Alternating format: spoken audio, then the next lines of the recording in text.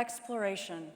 It is what people have done for centuries, from crossing the oceans destined to distant lands, to climbing the highest mountains, and exploring the depths of the seas. We look to the heavens and dream that one day a human can survive the long journey into our solar system. It is for this dream today that NASA's Orion program is testing the limits of spaceflight. NASA is on a journey to send humans to Mars. In the midst of a stepping stone approach to getting humans to Mars, NASA is developing and testing technologies at progressively farther distances from Earth to ensure we have the right capabilities for such a mission. We are preparing for this first flight, currently designated Exploration Mission 1, in which the spacecraft will travel thousands of miles beyond the moon over the course of about 3 weeks. The Orion will launch in November 2018 on the most powerful rocket in the world and fly farther than any spacecraft built for humans. It will stay in space longer than any ship has done with astronauts without docking to a space station, and return home faster and hotter than ever before. The Orion EM-1 will be the first mission uncrewed, and it will be able to test out the Orion capabilities for this mission and push into the proving ground where we can demonstrate our human and technical capabilities for long-duration space exploration with the goal to proceed on the long voyage to Mars. For this journey to Mars, NASA has partnered with the European Space Agency for the European Service Module. The development team spans 2 continents, 7 countries, 8 defense contractors, numerous parts suppliers and subcontractors throughout the US and Europe. The NASA Glenn Research Center is an integral part of the Orion program, managing the integration effort with the rest of the Orion vehicle and conducting critical testing. The European Service Module is the powerhouse of Orion. Comprised of 4 solar array wings, the panels provide enough electricity to power 2 typical households, providing 120 volts of power for computers, experiments, and other hardware. It also serves as Orion's primary in-space propulsion system for the Orion vehicle and provides air to breathe, water to drink, and storage capabilities for future crews. The unpressurized cylindrical module is about 13 feet long by 6.5 feet high, including the main engines and the tanks for gas and propellant. During launch, it is held in place by NASA's spacecraft adapter and is connected to the capsule where the astronauts are by the crew module adapter. NASA Glenn Research Center constructed a test facility at Plumbrook Station to enable qualification of large spacecraft and was built to meet Orion's needs. This 3.5-year renovation project, using 14.1 million pounds of concrete and employing 125 workers, provides a one-stop human spaceflight environmental testing capability. In November 2015, the European Space Agency's contractor, Airbus Defence and Space, delivered a structural test article to NASA's Glenn's Plumbrook Station in Sandusky, Ohio, for critical environmental testing. It arrived at Cleveland Hopkins International Airport aboard the Antonov 124, a Russian airlift cargo aircraft capable of transporting up to 150 tons. The European structural test article only weighed 33 tons, well within the aircraft's limits, but filled every square inch of the aircraft's cargo hold, and required 4 semi-truck trailers to deliver the test article and support equipment for assembly to Plumbrook Space Power Facility.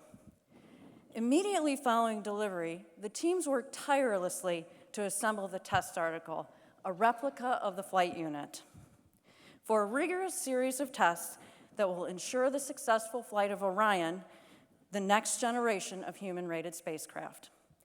The test campaign aims to analyze and validate every element and function of the structural test article, which represents Orion's power and life support systems.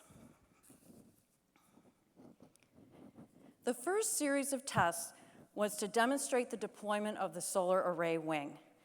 The wing is constructed of 3 solar panels, and when deployed, spans 63 feet tip to tip.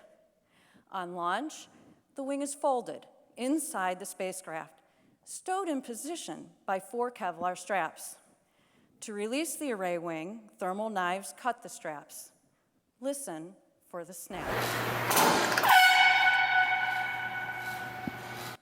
Once deployed to orbit, the solar array wing must expand to allow the Orion vehicle to receive power. This test was an important first step to verify Orion's power system. The test confirmed that the array unfurled properly, locked into place, and that all of the mechanisms functioned as expected. Following the solar array wing deployment test, the structural test article was transferred to the acoustics chamber. The chamber is the most powerful in the world and mimics the launch environment that the Orion spacecraft will experience. The test was conducted to ensure the test article could withstand the force and pressure of the acoustics environment. When a powerful rocket launches, such as the Space Launch System, which will propel Orion into orbit, it can produce noise up to 180 decibels, levels so high it can vibrate and damage spacecraft components if they are not designed and built strong enough to withstand the environment.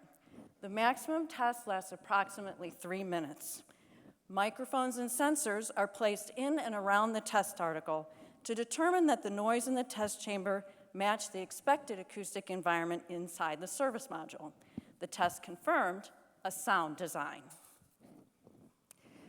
The final series of tests in the campaign was the mechanical vibration test.